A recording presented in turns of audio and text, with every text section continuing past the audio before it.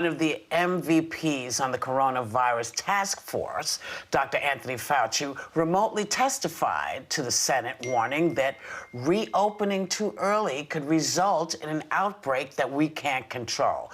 But Senator Rand Paul, who had the coronavirus and still isn't wearing a mask, said he wants a second opinion.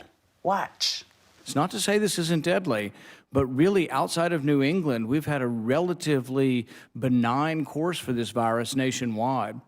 And I think the one-size-fits-all that we're going to have a national strategy and nobody's going to go to school is kind of ridiculous. So I think we ought to have a little bit of humility in our belief that we know what's best for the economy. And as much as I respect you, Dr. Fauci, I don't think you're the end-all. I have never made myself out to be the end-all and only voice in this.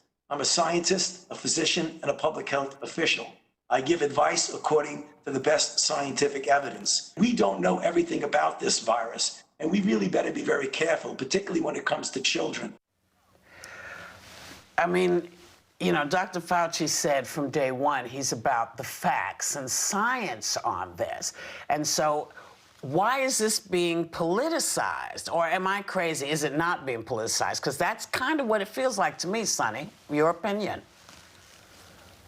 Well, you know, I think Dr. Fauci was giving facts. I think it was Rand Paul that was trying to politicize it. And you know, he was comparing Sweden and Sweden's opening. And I think that he failed to mention that Sweden does have the largest number of COVID-19 cases and fatalities in Scandinavia. And what was most offensive to me was he was talking about children. You know, and children are not immune to the effects of COVID-19. There's a 10-year-old child in Kentucky in critical condition. In New York, there are at least 93 children and teens that have this inflammatory syndrome that is believed to be linked to COVID-19, and that syndrome is still not really understood. You know, my son's friend is 17 years old, is in the hospital, in the ICU in Westchester, suffering. And the suggestion somehow that we should just open up schools is just really ludicrous, because if one child dies, isn't that just too much? If my child is affected, if someone's child is affected and we don't know enough, does Rand Paul think that that's just kind of okay? I think that kind of cavalier notion is what has gotten the United States into the situation that it is in, with over 80,000 people dead. This administration and these senators need to really be very careful with that kind of political rhetoric. So Fauci agreed with Rand Paul that he's not the only voice in the room. But do you think Paul made some valid points about reopening, Megan? I guess this show is called The View because I have a completely different take on yesterday, and I watched the entire thing. And I would like to say I respect Dr. Fauci, just as I think most Americans do. But look, California has just announced that they're extending their sheltering in place through August. And I got more than a few phone calls from friends that are just absolutely despondent, out of work, can't go anywhere, can't do anything, and are really looking down the barrel of being unable to pay their mortgage, being unable to feed themselves, really scary things that you don't think of happening in this time. There are a lot of different ways to die from COVID. We're seeing suicide spikes in unprecedented numbers, 1,000% raise in the suicide hotlines here in the United States of America. There's depression at absolutely exponential levels. And I think the question a lot of people are raising is, I think all of us have been very responsible, at least here on the show, and have abided by the rules. And I don't have a problem with that. But what Rand Paul was trying to say to Anthony Fauci is that you've been really wrong on a lot of things. And there's a clip online that was played on Tucker Carlson last night talking about everything from you don't have to wear masks to 2.2 million people are going to die to we need millions of ventilators, that now we have so many ventilators we don't know what to do and we're giving it to foreign countries right now. And I think if you see someone like Elon Musk, who is completely waving his finger at local officials in California. He reopened Tesla yesterday, brought back his workers. He employs 37,000 workers in California. And he's saying, no, it is important that people go back to work as long as we do it safely. And as of today, I'm not aware that Elon Musk has been arrested for doing anything wrong.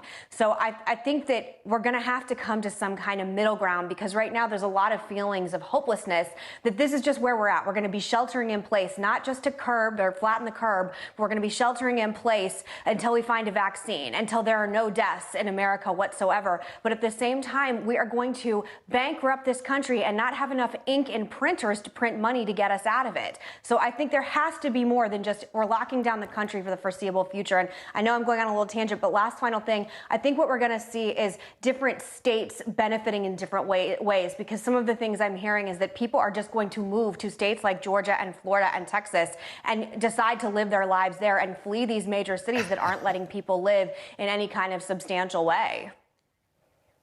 Right. So, Sarah, what was your takeaway from all this? Well, I actually believe the doctors should have the final word when it comes to the virus.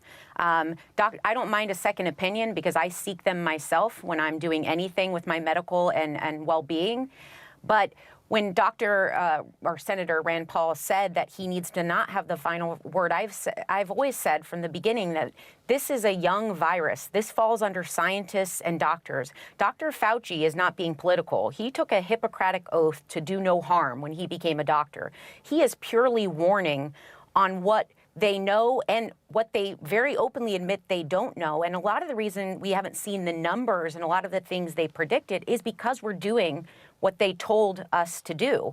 So I tend to err on the side of, I understand what Megan brought up in regard to mental health as someone that struggles with anxiety and depression.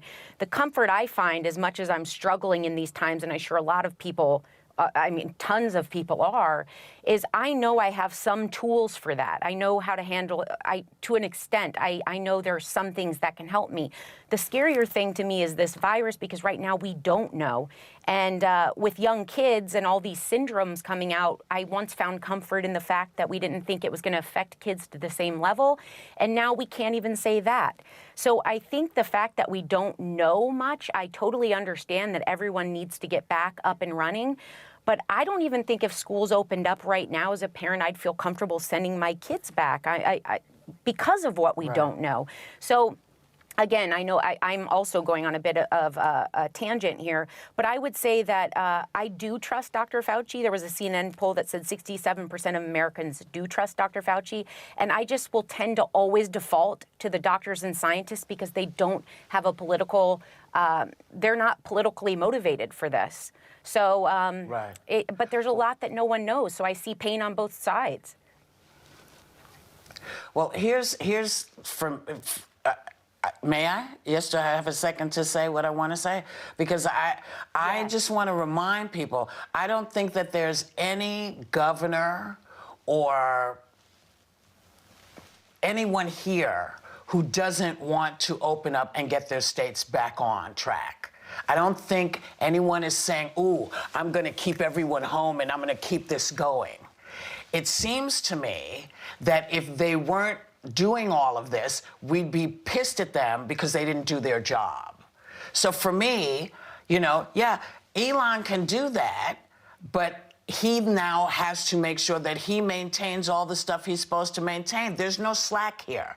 See, because once this starts up again, and it may, but it may also kick into something different, which is what kids are discovering now. Nobody knows anything about this, so the fact that he was wrong, I get it, but he was right about a lot more than he was wrong about. And I just don't see how, if you open it up and people start traveling again, you don't, because we don't know what other diseases this thing carries. We don't know what else will come.